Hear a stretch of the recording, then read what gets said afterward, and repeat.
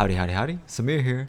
We have this crimpy slash slopey pink V3 as a warm-up. It's supposed to be a warm-up, but I make it look very difficult because one of my weak points is grip strength and finger strength. I'm just overall weak in those departments.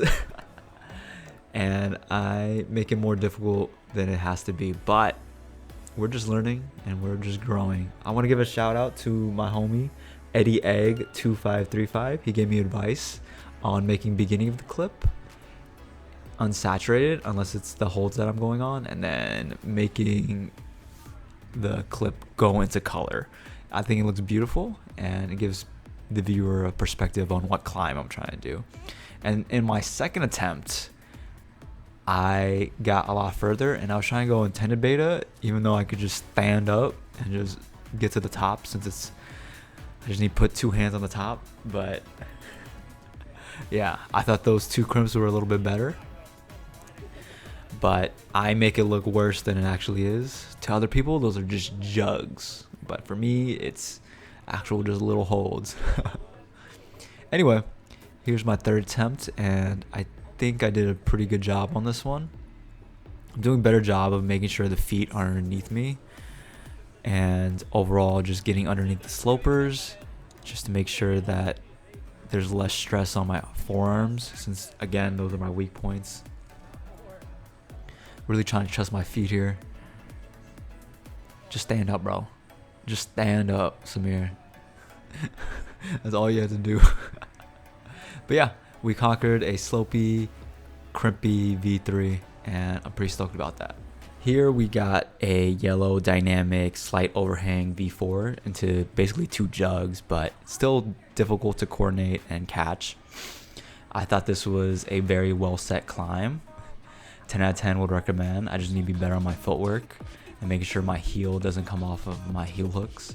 But I think this showed my strengths rather than my weaknesses of other climbs, and I thoroughly enjoyed it. Look at how easy I make this pink slight slab, slight dihedral climb look. I make it slight work. There was people falling out like it was nothing, but then I showed up with my good footwork, because I always have great footwork on climbs. I make it look easy. I put my body positioning to get up, and all I have to do right now is just stand up.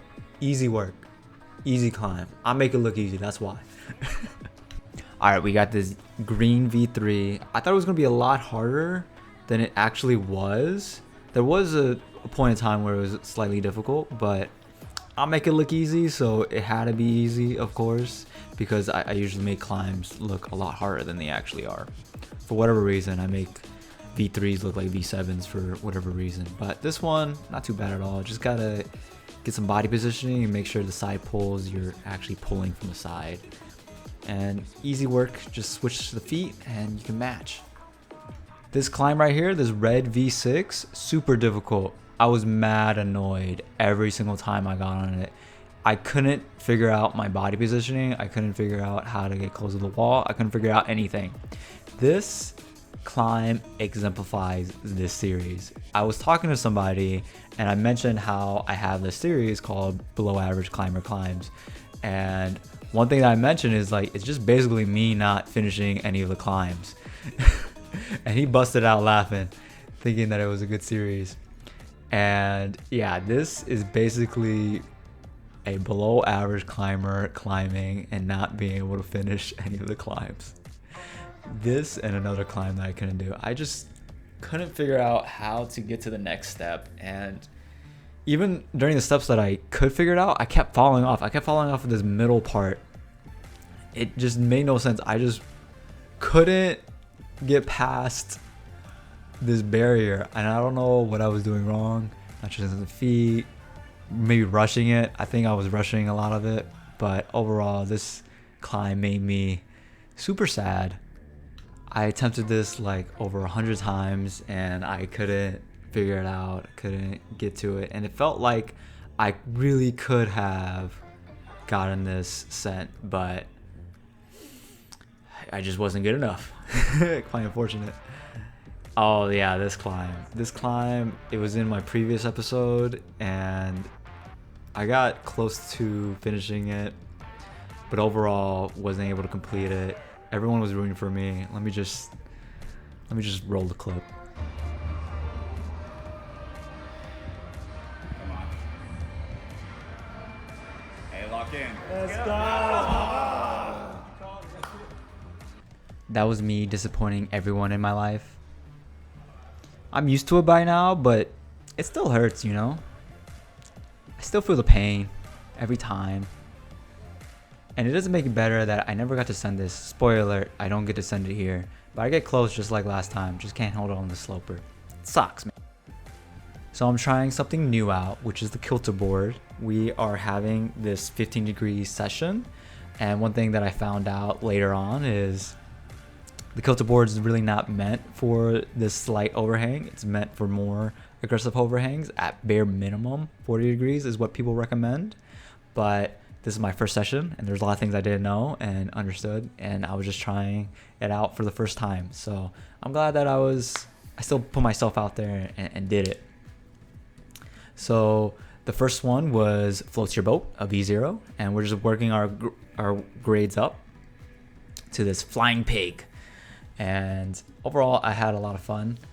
One other thing that I found out is it's not recommended to match, aka like a lot of climbs are meant for you to not match. So if you see me matching, let me have it, please, because I am just trying my best and we're all learning and growing.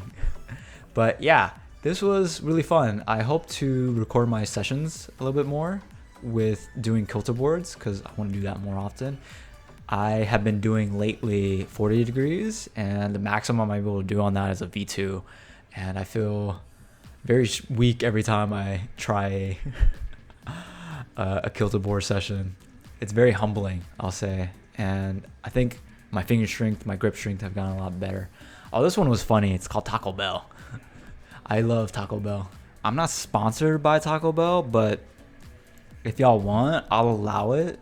I'll start representing Taco Bell to the highest degree. Be your first below average athlete to represent y'all. I think it's a fair trade. Give me a bag and I'll represent. I think that's totally fair.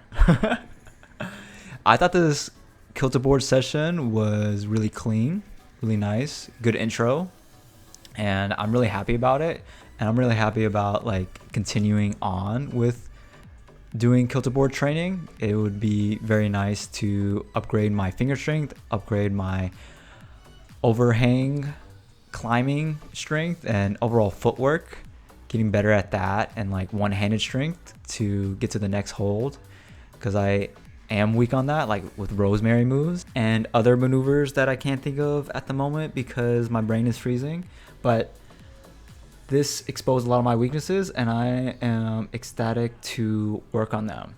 This basically concludes my climbing session. I just want to say Taco Bell sponsor me, but also everyone have a lovely day. Peace out, Girl Scouts.